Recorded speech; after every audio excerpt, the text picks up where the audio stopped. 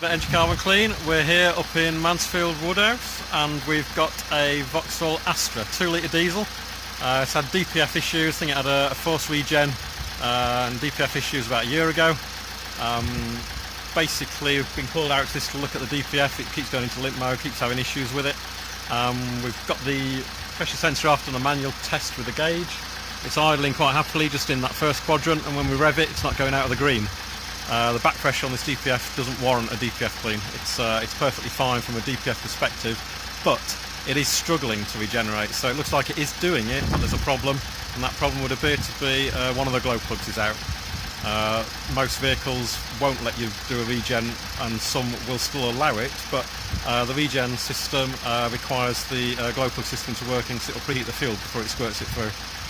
So that's probably why this one is struggling to regenerate.